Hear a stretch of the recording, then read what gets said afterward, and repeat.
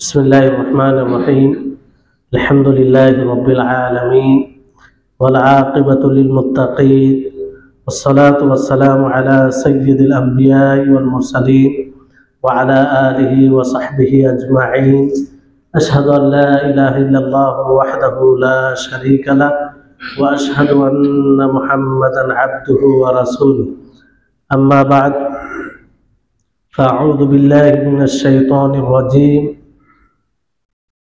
لقد أرسلنا رسلنا بالبينات وأنزلنا معهم الكتاب والميزان ليقوم الناس بالقسط رب اشرح لي صدري ويسر لي أمري واحلل عقدة من لساني يفقهوا قولي رب زدني علما رب زدني علما। সম্মানিত আজকের এই মজলিসে উপস্থিত দিনপ্রেমী ভাই সকল, সর্বপ্রকারের প্রশংসা হামদ তার জন্য যিনি আমাদের সকলকে এমন এক মজলিসে বসার তৌফিক দান করেছেন, যে মজলিসে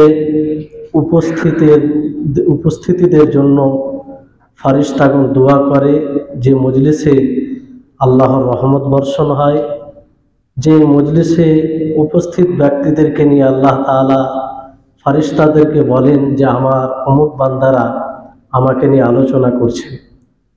এটা একটা বড় নেয়ামত যে আমরা এরকম একটা মজলিসে বসার তৌফিক পেয়েছি যেখানে কোরআন ও হাদিসের কথা হয়।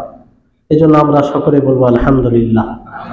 তারপরে আমাদের সকলের প্রাণ প্রিয় নবী করিম মুহাম্মদ মুস্তাফা সাল্লাল্লাহু আলাইহি ওয়াসাল্লাম, ওনার উপরে অসংখ্য শান্তির ধারা বর্ষিত হোক, যিনার উপরে আল্লাহ তাবারক ওয়া তাআলা কোরআনুল কারীম নাজিল করেছেন, যে কোরআনুল কারীম দ্বারা আমরা হেদায়েতের পথ, সিরাতে মুস্তাকিম, সরল পথ, যে পথ দ্বারা আমরা জান্নাতে যেতে সক্ষম হব, সেই পথকে বুঝতে পেরেছি।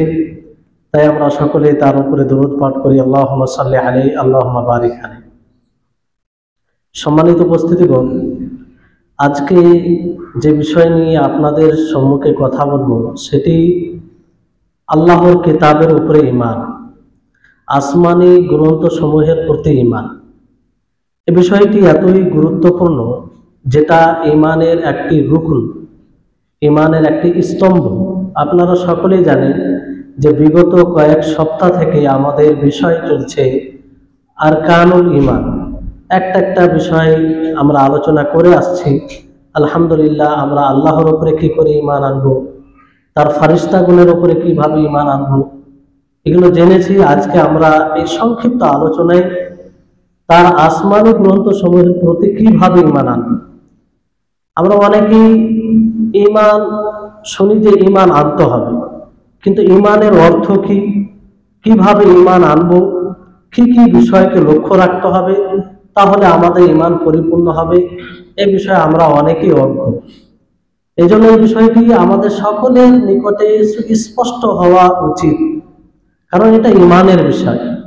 এটা কোনো এইরকম বিষয় নয় যে আমার আপনার জানলেও হবে না জানলেও হবে, এরকম বিষয় না।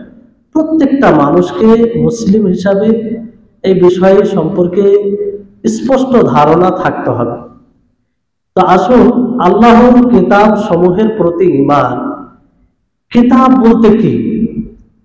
কিতাব বলতে বোঝায় সেই সমস্ত আসমানি গ্রন্থকে, যেসব আসমানি গ্রন্থকে, যেসব গ্রন্থ কিতাবকে আল্লাহ তাআলা রাসূলগণের উপরে নাজিল করেছেন, মাখলুকের হেদায়েত স্বরূপ, মাখলুকের জন্য রহমত স্বরূপ, যাতে মাখলুক স্থায়ী যে সফলতা রয়েছে সেই সফলতায় পৌঁছাতে পারে, এটা হচ্ছে কিতাব। তো এই কিতাবের উপরে ঈমান আনতে হবে। আর এর উপরে ঈমান আনতে হবে, আল্লাহ তাবারক ওয়া তাআলা একাধিক আয়াতে বলেছেন যে এর উপরে ঈমান আনতে হবে। যেমন আল্লাহ তাবারক ওয়া তাআলা বলেন, কুলু আমান্না বিল্লাহি ওয়া মা উনজিলা ইলাইনা, যে তোমরা বলো যে আমরা আল্লাহর উপরে ঈমান এনেছি ওয়া মা উনজিলা ইলাইনা, এবং আমাদের উপরে যা নাযিল হয়েছে তার উপরে ঈমান এনেছে, অর্থাৎ রাসূলুল্লাহ সাল্লাল্লাহু আলাইহি সাল্লামের উপরে যা অবতীর্ণ হয়েছে তার উপরে ঈমান এনেছে। ওয়া মা উনজিলা ইলা ইব্রাহিমা ওয়া ইসমাঈলা ওয়া ইসহাকা ওয়া ইয়াকুব ওয়াল আসবাত, আর যা নাযিল হয়েছে ইব্রাহিম আলাইহিস সালামের উপরে, ইসমাঈল আলাইহিস সালামের উপরে, ইয়াকুব, ইসহাক, সকলের উপরে যা নাযিল হয়েছে আমরা ঈমান আনছি। ওয়া মা উতিয়া মূসা ওয়া ঈসা, এবং মূসা আলাইহিস সালামকে এবং ঈসা আলাইহিস সালামকে যা দেওয়া হয়েছে অর্থাৎ যা অবতীর্ণ করা হয়েছে তার উপরেও ঈমান আনছি। ওয়া মা উতিয়ান নাবিয়্যুনা মির রাব্বিহিম, এবং সমস্ত নবীকে যা কিছু দেওয়া হয়েছে, যা কিছু অবতীর্ণ করা হয়েছে তার উপরে ঈমান আনছি। আমরা কোন নবীর মধ্যে তারতম্য পার্থক্য করি না। লা নুফাররিকু বাইনা আহাদিন মিনহুম ওয়া নাহনু লাহু মুসলিমুন, আমরা তার জন্য আত্মসমর্পণকারী। তাহলে এই আয়াত থেকে এটা স্পষ্ট হচ্ছে যে পূর্বে যত আম্বিয়াদের উপরে যা কিছু নাযিল হয়েছে, অবতীর্ণ হয়েছে তার উপরে ঈমান আনতে হবে, তাতে কোনো প্রকারের সন্দেহ প্রকাশ করা যাবে না। তারপর আল্লাহ তাবারক ওয়া তাআলা বলেন সূরা হাদীদের 25 নম্বর আয়াতে, লাকাদ আরসালনা রুসুলানা বিল বাইয়িনাত, যে আমি রাসূল প্রেরণ করেছি সুস্পষ্ট দলিলের সাথে, সুস্পষ্ট দলিলের সাথে। ওয়া আনজালনা মাআহুম আল কিতাব, এবং তাদের সাথে আমি কিতাব নাযিল করেছি। তাহলে যতগুলো রাসূল এসেছেন সকলের সাথে একটি কিতাব ছিল, তাই না? ওয়া আনজালনা মাআহুম কিতাব ওয়াল মিজান, এবং মিজান দিয়েছি, লিয়াকুমান নাস বিল কিসত, যাতে মানুষ ন্যায় প্রতিষ্ঠিত করে।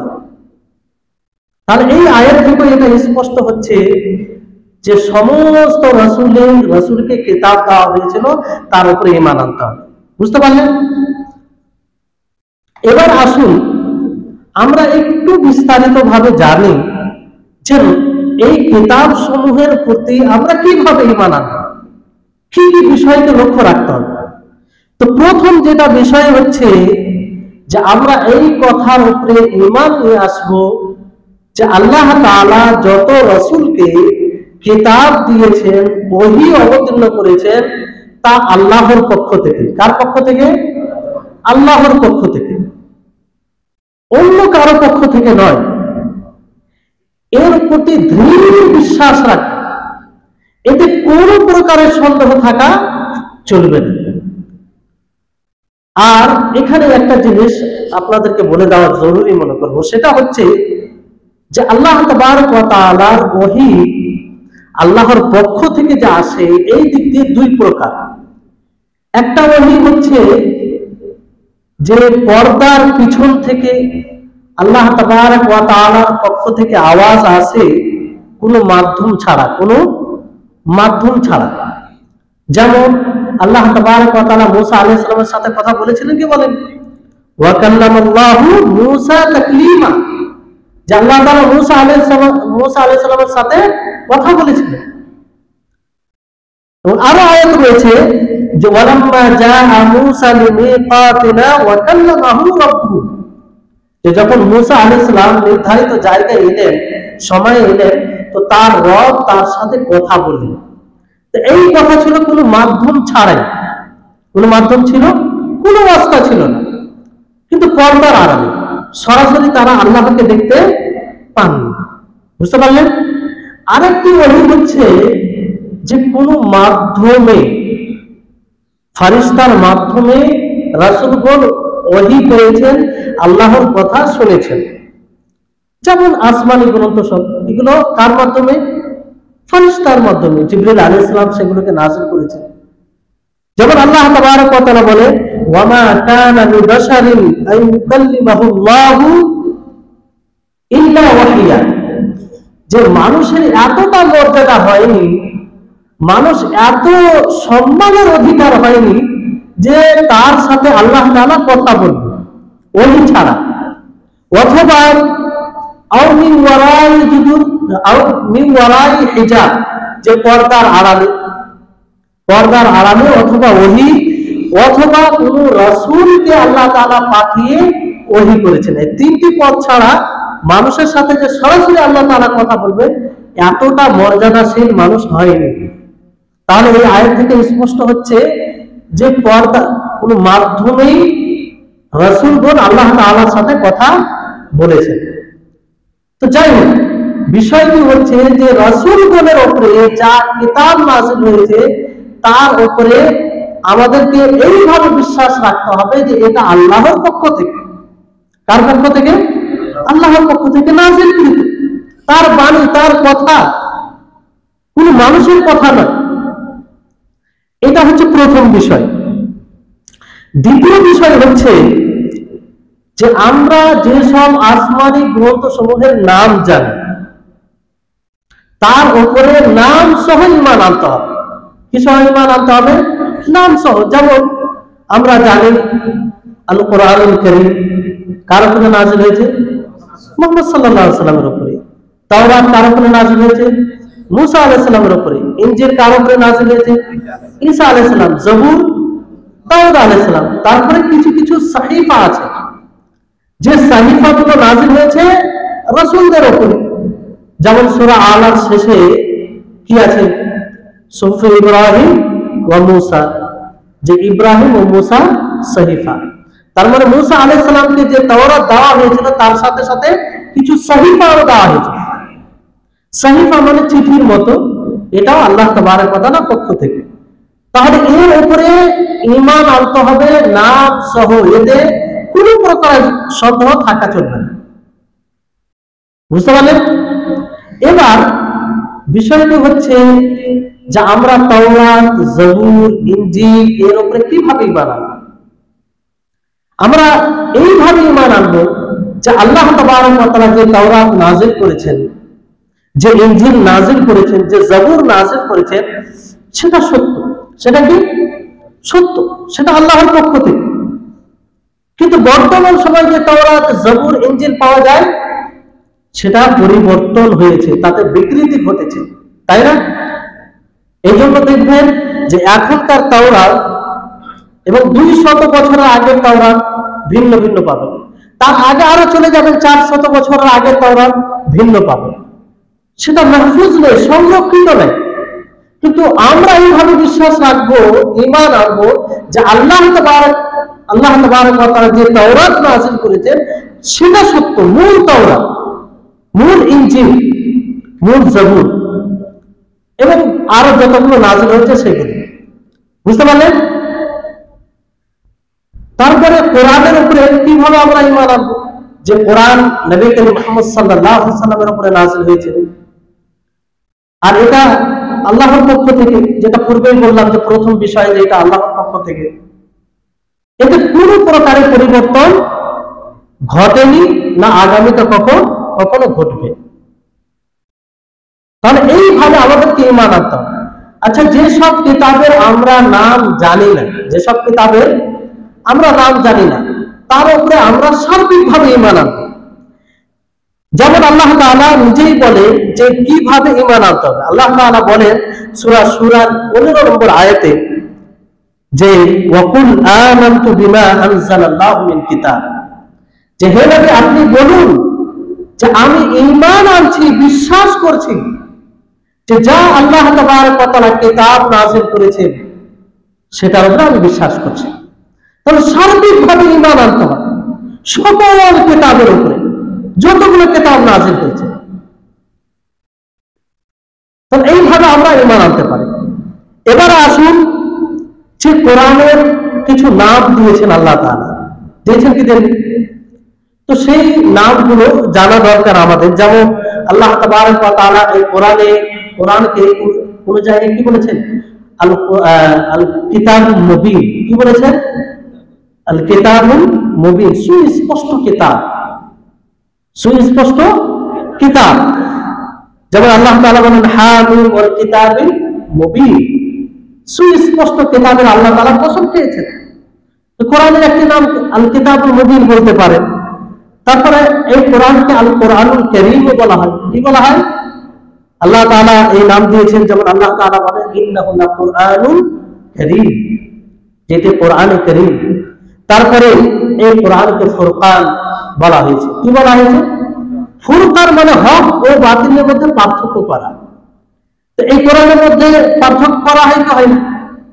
এই জন্য এই কোরআনের একটি নাম ফুরকান। আল্লাহ তাআলা বলেন তাবারাকাল্লাযী নাযালাল ফুরকানা আলা আবদিহি লিয়াকুনা লিল আলামিন নাযীরা, যে বরকতময় সেই সত্তা যিনি ফুরকান নাযিল করেছেন তার বান্দার উপরে, অর্থাৎ কার উপরে?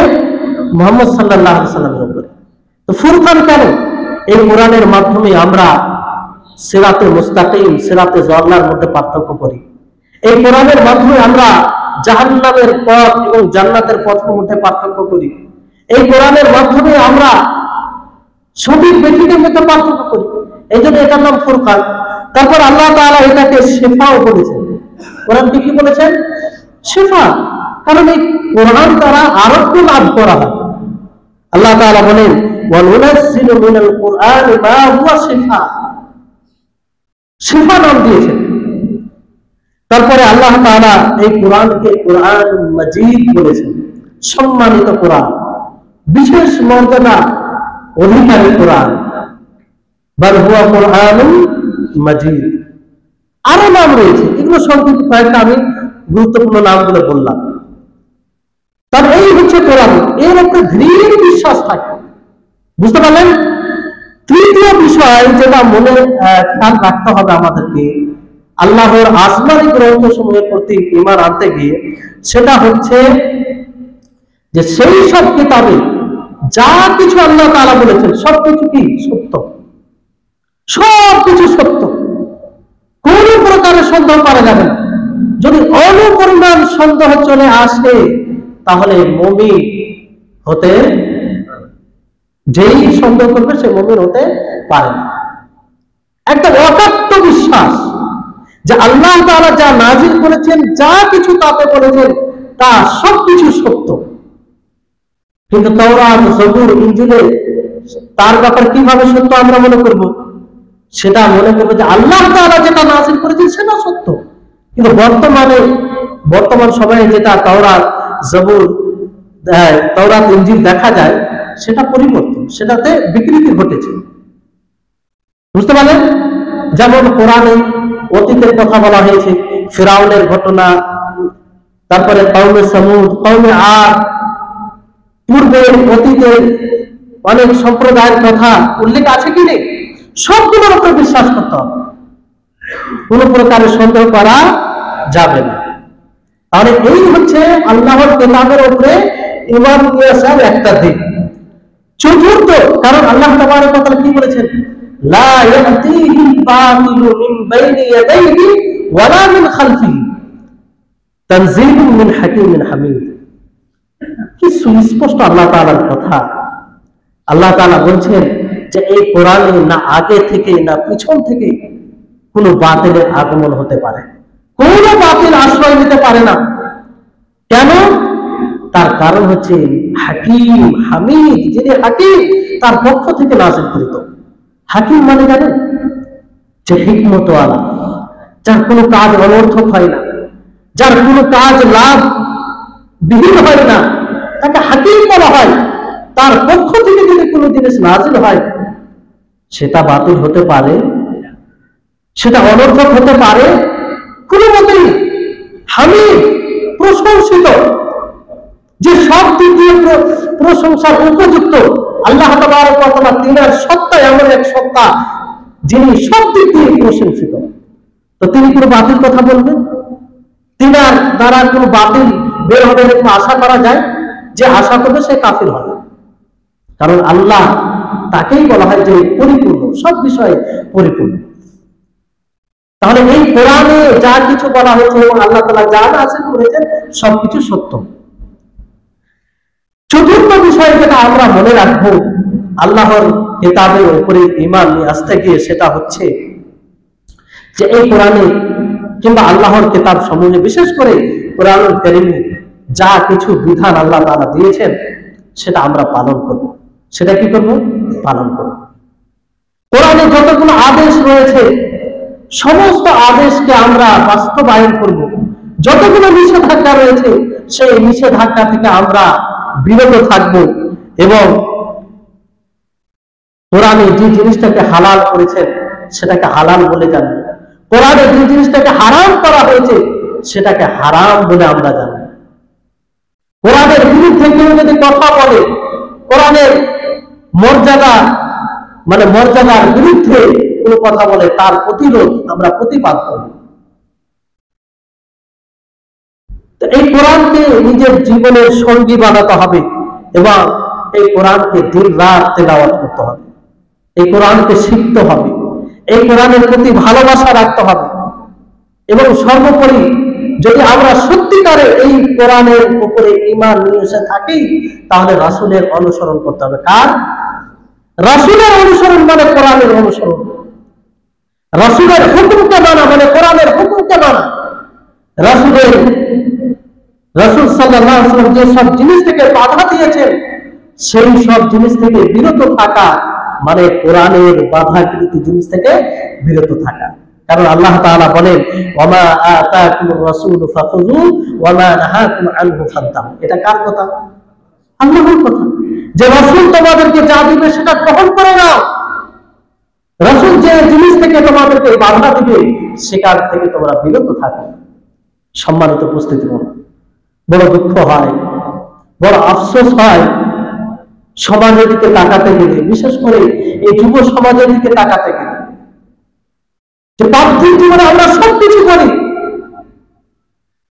পার্থিব জীবনের জিনিসকে অর্জন করতে গিয়ে নিজের রক্তকে পানি করে দিই আমরা, কিন্তু কোরআন শেখার সুযোগ পাই না। প্রতিদিন যে আমরা কোরআনে কিছু অংশ তেলাওয়াত করবো তার তৌফিক হয় না। আমরা যদি প্রশ্ন করি যে কোনো জনকে যে ভাই আপনি আল্লাহকে ভালোবাসেন, সে একমাত্র উত্তর এটাই যে হ্যাঁ আল্লাহকে ভালোবাসেন, প্রচুর ভালোবাসেন। ভাই কোরআন পড়তে জানেন? না, জানি না। কিসের ভালোবাসা? এটা কিসের ভালোবাসা? যে আল্লাহ তাবারক ওয়া তাআলার সত্তাগত জিনিস, যার বাণী, যিনার সরাসরি কথা আমরা পেয়েছি, তার কালামকে পুরো জীবনে শেখার তৌফিক পেলাম না। কত বড় দুর্ভাগ্যের বিষয়। আর আমরা দাবি করে আল্লাহকে ভালোবাসি। সম্মানিত উপস্থিতি, তা এই কোরআনের উপরে আমরা যদি সত্যিকারের ঈমান এনে থাকি তো কোরআনকে শিখুন, কোরআন তেলাওয়াত করুন, কোরআন অনুযায়ী জীবনযাপন করুন, কোরআনকে নিজের সঙ্গী বানান, কোরআনকে বন্ধু বানান। যে কোরআন আপনার কিয়ামতের মাঠে কাজে আসবে, যে কোরআন আপনার সুপারিশ করবে, যে কোরআন আপনার জন্য বলবে আল্লাহ তাআলাকে যে হে আল্লাহ, এই ব্যক্তি তোমার এই বান্দা আমাকে দিন রাত তেলাওয়াত করতো, হে আল্লাহ তোমার এই বান্দা আমার হুকুম অনুযায়ী, আমার বিধান অনুযায়ী চলত, সেই দিন আপনি কত সৌভাগ্যশীল হবেন। যাই হোক, এই দিকে কথা গেলে অনেক হয়ে যাবে। তো এই কোরআনের প্রতি, আল্লাহর কিতাব সমূহের প্রতি বিশ্বাস, ঈমান আনতে গিয়ে এই চারটি বিষয়কে খেয়াল রাখতে হবে। মনে থাকবে তো? এই চারটি বিষয়টা আমরা লক্ষ্য রাখবো। তারপরে আরেকটা বিষয় মনে রাখবেন যে কোরআনে দুই ধরনের আয়াত রয়েছে। কয় ধরনের আয়াত? দুই ধরনের। একটি হচ্ছে মুহকাম মানে সুস্পষ্ট, যে আয়াতগুলোকে সকলেই বুঝতে পারে, আর একটি হচ্ছে মুতাশাবিহ, অস্পষ্ট। অস্পষ্ট মানে আল্লাহর আয়াত অস্পষ্ট নয়, কিছু মানুষের জন্য, কারণ মানুষের জ্ঞান সমান নয়, মানুষের জ্ঞানের পার্থক্য আছে, কারো জ্ঞান একটু বেশি, কারো কম। তো যার যে জ্ঞানের পরিপক্ক সে বুঝতে পারে, যে দুর্বল সে বুঝতে পারে। তো ওই হিসাবে কিছু মুতাশাবিহ আয়াত রয়েছে যেগুলো সকলের নিকটে স্পষ্ট নয়। তা আমরা মুতাশাবিহ আয়াতের উপরেও ঈমান নিয়ে আসবো। সেই আয়াতগুলোকে আমরা মুহকাম আয়াত দ্বারা, সুস্পষ্ট আয়াত দ্বারা বোঝার চেষ্টা করব, যারা উলামায়ে কেরাম রয়েছেন তাদের দ্বারা। আর আল্লাহ তাবারক ওয়া তাআলা বলেন, ওয়ারাসিখুনা ফিল ইলমি ইয়াকুলুনা আমান্না বিহি কুল্লুম মিন ইনদি রাব্বিনা। যারা ইলমে জ্ঞানে পরিপক্ক তারা বলে যে আমরা এর উপরে ঈমান আনলাম। মুতাশাবিহ আয়াত অস্পষ্ট হলো, তারা বলে যে আমরা এর উপরে ঈমান আনলাম। সকল কিছুর উপরে ঈমান আনলাম যেগুলো আল্লাহর পক্ষ থেকে এসেছে। সম্মানিত উপস্থিতিগণ, তো এই হচ্ছে কোরআন। এবার আসুন আপনাদেরকে কোরআনের আরো কিছু দিক রয়েছে যেগুলো আমাদেরকে জানতে হবে, জানা দরকার, যাতে আমরা বুঝতে পারি যে এই কোরআনকে পেয়ে আমরা কত বড় ধন্য হয়েছি, কত সৌভাগ্যশীল আমরা, যে বিগত উম্মতে কেউ পাইনি। আমরা আমাদের উপরে আল্লাহ তাআলা ইহসান করেছেন যে কোরআনকে আমরা পেয়েছি। সেই কোরআনের হেফাজতের দায়িত্ব কে নিয়েছেন? আল্লাহ তাবারক ওয়া তাআলা। আল্লাহ তাআলা বলেন, ইন্না নাহনু নাযালনা যিকরা ওয়া ইন্না লাহু লাহাফিজুন, যে আমি কোরআনকে নাযিল করেছি এবং আমি এর হেফাজতের দায়িত্ব নিয়েছি। এজন্য দেখেন বর্তমান সময়ে লক্ষ লক্ষ হুফাজে কেরাম রয়েছেন, তাদের পক্ষে এই কোরআন মাহফুজ সংরক্ষিত আছে। আপনি যদি একটা অক্ষর ছেড়ে দেন, যে আপনাকে স্মরণ করিয়ে দিন, ভুল করতেই পারেন না আপনি। এর কারণ কি? কারণ এই কোরআনের হেফাজতের দায়িত্ব আল্লাহ তাআলা নিয়েছেন। পৃথিবীর শক্তি সেই শুরু থেকে, যখন থেকে নবী করিম মুহাম্মদ সাল্লাল্লাহু আলাইহি ওয়াসাল্লামের উপরে এই কোরআন নাযিল হয়েছে, তখন থেকে এই কোরআনকে শেষ করার জন্য চেষ্টা করেছে, কিন্তু পেরেছে কিছু? পারেনি। যে সময় এই কোরআন নাযিল হয়, বড় বড় সাহিত্যিক আরবি ভাষায়, যেই জায়গায় এই কোরআন নাযিল হয় সেই জায়গার চর্চা পুরো দুনিয়াতে ছিল, তারপরে কিছু করতে পারেনি। তা এই কোরআন সংরক্ষিত, এই কোরআনের কেউ বিকৃতি ঘটাতে পারবে না। এই কোরআন যেমন নাযিল হয়েছে, এমন একটা সময় আসবে সেই কোরআনকে আবার আল্লাহ তাআলা উঠিয়ে দিবেন, আবার আল্লাহ তাআলা উঠিয়ে দিবেন। সে সময় কোরআনের কাগজ থাকবে, কালি থাকবে, কিন্তু কোরআনের লেখা থাকবে না, কিন্তু কোনো মানুষ এটা পরিবর্তন করতে পারবে না। তারপরে দ্বিতীয় বিষয় হচ্ছে যে এই কোরআন এমন একটি কিতাব, এমন একটি গ্রন্থ, যে কিতাবে দ্বীনের ব্যাপারে যা কিছু দরকার সবকিছু রয়েছে, তাতে সবকিছু রয়েছে। বাইরে থেকে কোনো জিনিসের সংযোজন করার সুযোগ নেই। আর যা কিছু রয়েছে সেটা দ্বীনের ব্যাপারে, সেটা আবশ্যক, সেটা বিয়োজন করার সুযোগ নেই।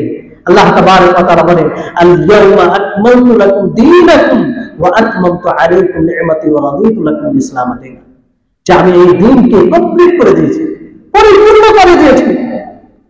এবং এটি নিয়ামত, যাকে আল্লাহ তাবারক ওয়া তাআলা নিজেই নিয়ামত বলেছেন, ওয়া আতমামতু আলাইকুম নি'মাতি, আমি আমার নিয়ামতকে কমপ্লিট করেছি।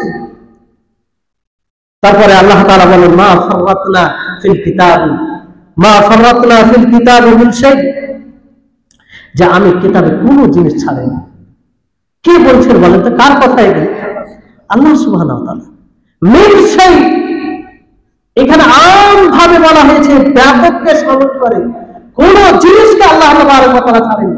তার মানে আমার আপনার দ্বীনের ক্ষেত্রে যা কিছু দরকার সবকিছু আল্লাহ তাআলা দিয়েছেন। আমার আপনার এই জীবনে চলতে গিয়ে যা কিছু দরকার সবকিছু আল্লাহ তাআলা এই কোরআনে দিয়েছেন। এই আকীদা, এই ধারণা কিতাব সম্পর্কে থাকা দরকার। তাহলে আপনার হৃদয়ে এই কোরআনের মর্যাদা আসবে, তাহলে আপনি কোরআনকে ভালোবাসবেন, তাহলে আপনি কোরআনকে নিজের সঙ্গী বানাবেন। তারপরে আল্লাহ তাআলা বলে যে এই কোরআনে সবকিছু সুস্পষ্ট, সবকিছুকে সুস্পষ্ট করা হয়। তৃতীয় বিষয় যেটা মনে রাখতে হবে এই কোরআনের ব্যাপারে, সেটা হচ্ছে এই কোরআন মুজিজা। সেই যখন থেকে নাজিল হয়েছে কিয়ামত পর্যন্ত এটা মুজিজা। আল্লাহ তাবারক ওয়া তাআলা বলেন, কুল লা ইন ইজতামাআতিল ইনসু ওয়াল জিন্নু আলা আন ইয়াতু বিমিসলি হাযাল কুরআন লা ইয়াতুনা বিমিসলিহি ওয়ালাউ কানা বা'দুহুম লিবা'দিন যাহিরা। আল্লাহু আকবার! এত বড় মুজিজা, জীবিত মুজিজা, তারপরও আমরা, আমাদের মধ্যে কোনো প্রেরণা আসে না। আল্লাহ তাআলা বলেন যে সারা বিশ্বের মানব জাতি, জিন জাতি সকলেই যদি এই কথার উপরে একত্রিত হয়ে যায় যে এই কোরআনের মতো আরেকটি কোরআন নিয়ে আসবো, এই কোরআনের মতো আরেকটি কোরআন তৈরি করব, লা ইয়াতুনা বিমিসলি, তার মতো আনতে সক্ষম হবে না। যদি এক অপরকে সহযোগী বানায়, যদি এক অপরের কাছে সহযোগিতা নেই, কোন মানুষ শক্তি রাখে না, কেন পারবে বলেন? কি করে পারবে? যে আল্লাহর সত্তা সবচেয়ে উঁচু, তো তার বাণীর সমতুল্য কে বাণী আনতে পারে? তার কথার সমতুল্য কেউ কথা বলতে পারে? সম্ভবই নয়। যদি পারে তখন তো আল্লাহর সমতুল্য হয়ে যাবে, তাই না? আর আল্লাহ তাআলা কি বলেন? ওয়ালাম ইয়াকুল্লাহু কুফুয়ান আহাদ, যে তার সমতুল্য কেউ নেই। তো আল্লাহর বাণী, আল্লাহর এগুলো কথা, তো তার মতো কেউ কথা এগুলো বলতে পারে না। তাহলে এই ধারণা থাকতে হবে যে এই কোরআন তার মতো 10টি আয়াত কেউ আনতে পারে না, যেটার প্রচেষ্টা হয়েছে পূর্বে কিন্তু পারেন। বড় বড় সাহিত্যিক চেষ্টা করেছে, পারেন। তারপরে এই কোরআনের ব্যাপারে আরেকটি ধারণা রাখতে হবে, সেটা হচ্ছে যে এই কোরআন পাঠ করার মাধ্যমে এবং শ্রবণ করার মাধ্যমে ইবাদত করা হয়। কি করা হয়? আপনি যদি পাঠ করেন তো এর দ্বারা আল্লাহর সন্তুষ্টি লাভ হয়, ইবাদত করা হয়, যে ইবাদতের জন্য আল্লাহ তাআলা আমাদেরকে সৃষ্টি করেছে। আপনি যদি এই কোরআনকে শুনেন তাহলে এগুলো একটি ইবাদত। তো যে কোরআনের পাঠ, যে কোরআনের তেলাওয়াত ইবাদত, আজকে ওই কোরআনকে আমরা পড়তে জানলাম না, আজকে আমরা ওই কোরআনকে শিখলাম না। এটার প্রতি আপনি যত আক্ষেপ আফসোস করবেন, একটু যদি আপনি 2 মিনিট নিজেকে সময় দেন, নিজের আত্মাকে জিজ্ঞাসা করেন, আর পার্থিব কাজের সাথে আপনি নিজেকে তুলনা দেন, আপনার রাত্রে ঘুম হবে না।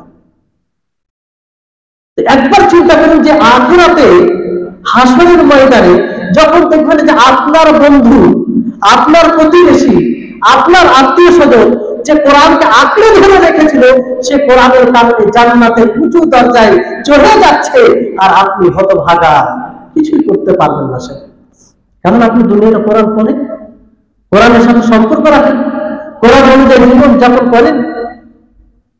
এই জন্য সেই দিন আক্ষেপ করার পূর্বে আজকে আপনি প্রস্তুতি নিন। সেই দিন আক্ষেপ করে আফসোস করে কোনো লাভ হবে না, কোনো লাভ হবে না। এই জন্য এই কোরআনকে শিখুন। তাহলে এই কোরআনে শোনা, এই কোরআন তেলাওয়াত করা, এটাই একটি ইবাদত। এই কোরআন সম্পর্কে যতই করি শেষ হবে না, 1.5 ঘন্টা 2 ঘন্টা বলা যাবে। তো আজকের যেটা মূল আলোচনার বিষয় ছিল, সেটা হচ্ছে যে আমরা আল্লাহর আসমানি গ্রন্থ সমূহের প্রতি কিভাবে ঈমান আনব। কারণ এটা ঈমানের একটা রুকন, ঈমানের স্তম্ভ, ঈমানের খুঁটি। আমাদের ঈমান এর উপর নির্ভর করে। আপনি যদি 5টা জিনিসের উপর ঈমান আনেন, আল্লাহর উপরে, ফেরেশতার উপরে, রাসূলগণের উপরে, এবং আখিরাতের উপরে, ভালো মন্দ ভাগ্যের উপরে, আর কিতাবের উপরে যদি ভালোভাবে ঈমান না থাকে, তাহলে আপনার সব ব্যর্থ, সবই বেকার। এই জন্য এই যে ঈমানের উপর 6টি বিষয়কে পুঙ্খানুরূপে ভালোভাবে জানতে হবে। এই ব্যাপারে কোনো কারো অলসতা চলবে না। এগুলোকে শুধু আলেমরা জানবে তা না, আলেমরা খুব গভীরভাবে জানবে আলাদা বিষয়, কিন্তু মৌলিক বিষয়কে জানতে হবে। কিন্তু অনেকেই দেখবেন খুব দুঃখের সাথে বলতে হয়, তাদেরকে জিজ্ঞাসা করবেন যে আচ্ছা ভাই বলুন তো, আর কালো ঈমান কতই বলতে পারবেন, কি কোথায় আমরা, অথচ সারা জীবন সালাত আদায় করে আসছে। তো যাই হোক, আল্লাহ তাবারক ওয়া তাআলার নিকটে দোয়া করব, আল্লাহ যেন আমাদের সকলকে তার কিতাব সমূহের প্রতি যেভাবে ঈমান নিয়ে আসা দরকার, সেভাবে যেন আমরা ঈমান নিয়ে আসতে পারি। আর তার প্রত্যেকটি যে ঈমানের রুকুন সমূহ রয়েছে, আল্লাহর উপরে, তার ফেরেশতাগণের উপরে, এবং তার কিতাব সমূহের প্রতি, তার রাসূলগণের প্রতি, ইয়াউমে আখিরাত, শেষ দিবসের প্রতি, আর ভালো মন্দ ভাগ্যের প্রতি, এগুলো সব বিষয়ের উপরে যেন আমরা ঠিক সেইভাবে ঈমান আনতে পারি, যেভাবে ঈমান নিয়ে এসে আমরা আল্লাহর নিকটে প্রিয় হতে পারবো, আল্লাহর নিকটে গ্রহণযোগ্য হতে পারবো, এবং তার ভিত্তিতে আমরা জান্নাতে প্রবেশ করতে পারবো। এখান থেকে আজকের আলোচনা শেষ করছি। ওয়া আখিরু দাওয়ানা আলহামদুলিল্লাহি রাব্বিল আলামিন।